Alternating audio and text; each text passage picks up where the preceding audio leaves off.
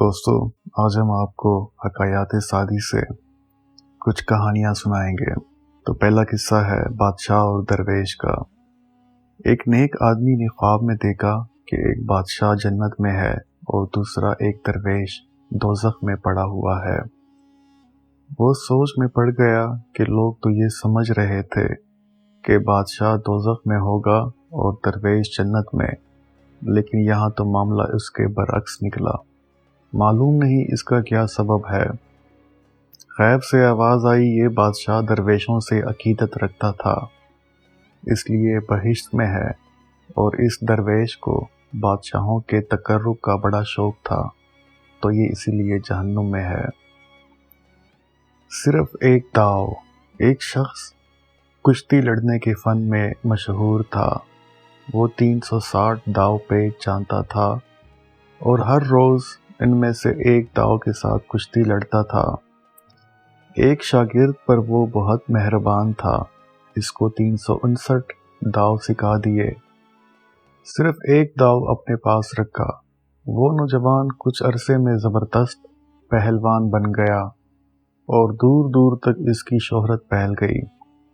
मुल्क भर में किसी पहलवान को इसका मुकाबला करने की जुर्रत न होती थी। एक दफ़ा इस नौजवान ने अपने ताकत के ज़ौम में बादशाह वक्त से कहा कि उस्ताद को मुझ पर जो फ़ोकियत हासिल है वो इसकी बुजुर्गी और तरबियत के हक़ की वजह से है, वरना क़ुव्वत और फ़न में इससे कम मैं भी तो नहीं हूँ। बादशाह वक्त को इसकी बड़ाई करना पसंद ना आया और इसने उस्ताद और शागिर्द में कुश्ती करवाने का हुक्म दे दिया। मुकर्ररा दिन को इस दंगल के लिए शाहाना इंतज़ामात किए गए और इसे देखने के लिए ख़ुद बादशाह, हुकूमत के ओहदेदार और दरबार के आला अफसरान और मुल्क भर के पहलवान जमा हुए। नौजवान मस्त हाथी की तरह दंगल में आ गया। ऐसे मालूम हो रहा था कि वो पहाड़ को भी उखाड़ लेगा।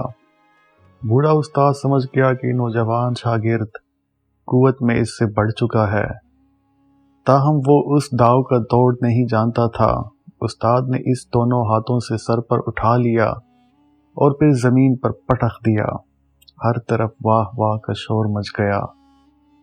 बादशाह ने उस्ताद को बेशबहा इनाम से सरफराज किया और नौजवान को मलामत की कि तूने अपने मोहसिन उस्ताद से मुकाबला किया और जलील हुआ।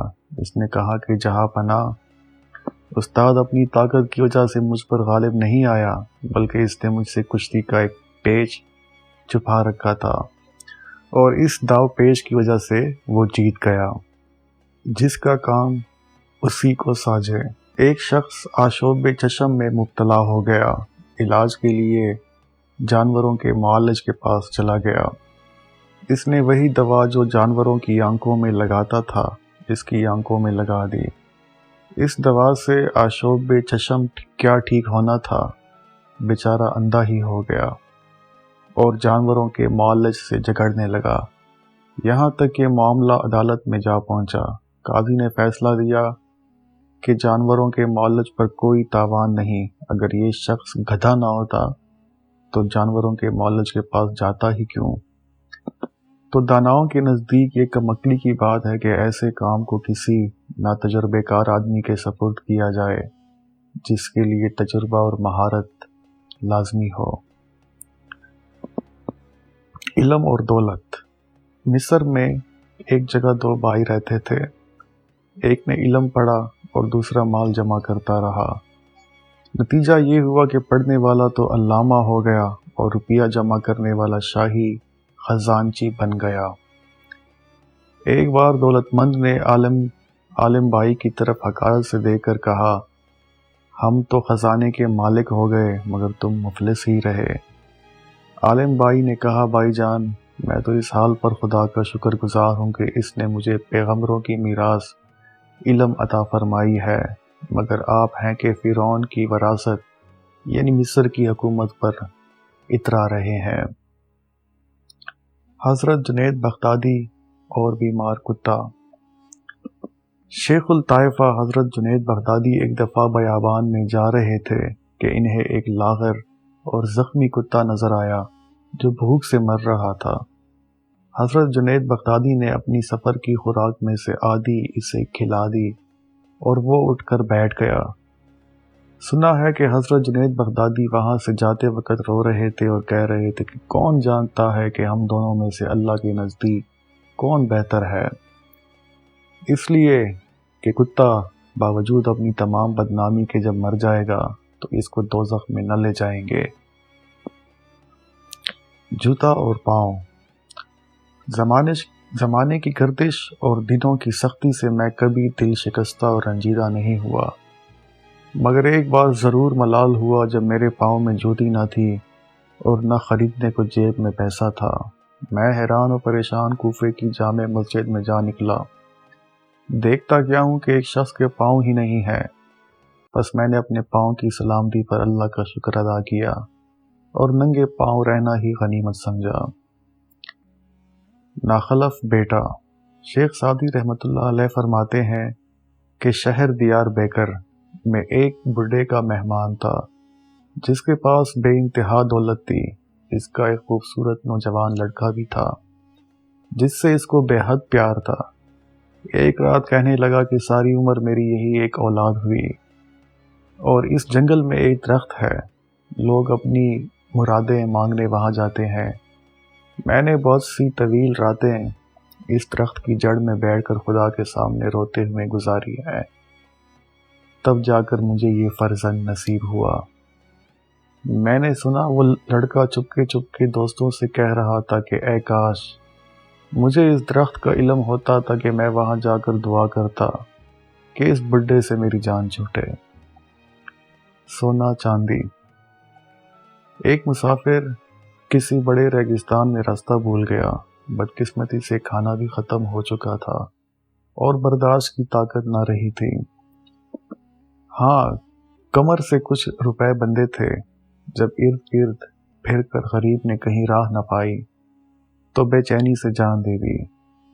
کچھ عرصے بعد اس طرف سے قافلے کا گزر ہوا تو دیکھا کہ مرنے والوں کے سامنے روپے کی بوری رکھی ہوئی ہے اور زمین پر یہ لکھا ہے، مال و دولت سے پیٹ نہیں بھرتا، سونے چاندی سے شلغم ہی اچھے ہیں، جس سے پیٹ تو بھر سکتا ہے۔ بدبخت۔ چند صوفی ایک مجلس میں اکٹھے ہوئے اور ادھر ادھر کی باتیں کرنے لگے۔ ان میں ایک نے ایسے آدمی کی بدگوئی شروع کر دی جو وہاں موجود نہ تھا۔ حاضرین مجلس میں ایک مرد باصفا نے اس سے پوچھا، کیوں دوست، تو نے کبھی فرنگیوں سے جہاد کیا ہے؟ اس نے جواب دیا، میں نے تو ساری عمر اپنی چار دیواری سے باہر ایک قدم بھی نہیں رکھا۔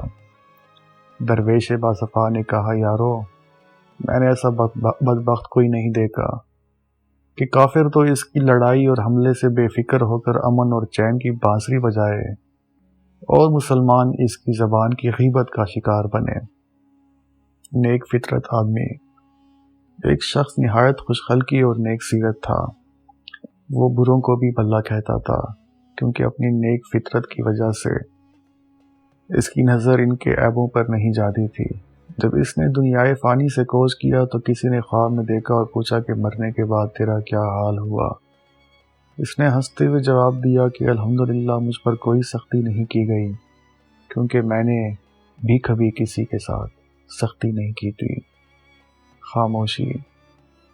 ایک عقل مند نوجوان داناؤں کی محفل میں کبھی بیٹھا تو بحث و تقریر سے ہمیشہ الگ رہتا۔ ایک دفعہ اس کے باپ نے کہا، برخوردار، تم داناؤں کی مجلس میں گونگوں کی طرح چپ چاپ کیوں بیٹھے رہتے ہو؟ عقل مند نے جواب دیا، قبلہ، اس اندیشے سے کہ مجھ سے کوئی ایسی بات نہ پوچھی جائے جس کا میں جواب نہ دے سکوں اور خواہ مخواہ میں شرمندگی حاصل ہو۔ اصلی راز۔ کسی بادشاہ نے رسول اکرم صلی اللہ علیہ وآلہ وسلم کی خدمت میں ایک طبیب بھیجا کہ ضرورت کے وقت آپ صلی اللہ علیہ وآلہ وسلم کی جماعت کا علاج معالجہ کیا کرے۔ طبیب مدت و مدینے میں حاضر رہا مگر کسی شخص نے اس کے علاج کے لیے رجوع نہ کیا۔ حکیم نے مسلسل یہ بیکاری دیکھ کر آخر ایک دن آپ صلی اللہ علیہ وآلہ وسلم کی خدمت میں عرض کی حضور جانتے ہیں کہ خاکسار اتنی مدت سے صرف آپ صلی اللہ علیہ وآلہ وسلم کے جان نثاروں کی خدمت کے لیے حاضر ہے، مگر اس عرصے میں میری طرف سے کسی نے بھی توجہ نہیں کی۔ حضور صلی اللہ علیہ وآلہ وسلم نے فرمایا، ان لوگوں کا قاعدہ یہ ہے کہ جب تک بھوک غالب نہ ہو کانے کو ہاتھ نہیں لگاتے، اور ابھی پیٹ بھرا نہیں ہوتا کہ ہاتھ اٹھا لیتے ہیں، اس لیے آپ کی خدمات سے فائدہ اٹھانے کا موقع کم ہی ملتا ہے۔ حکیم نے کہا، بے شک تندرستی کا یہی اصلی راز ہے، اور اس کے ہوتے ہوئے میری حاضری بیکار ہے۔ اس کے بعد حکیم نے آداب بجا لا کر وطن کی راہ لی۔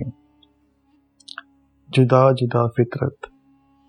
ایک بادشاہ نے اپنا بیٹا ایک معلم کے سپرد کیا اور کہا کہ اس کی ایسی تربیت کر جیسے اپنے حقیقی بیٹے کی کرتا ہے۔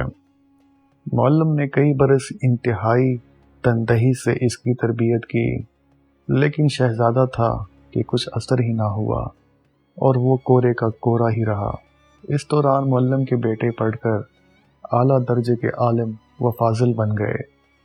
بادشاہ نے معلم سے باز پرس کی اور غصے سے کہا کہ تو نے وعدہ خلافی کی اور شرط وفا نہیں بجا لایا۔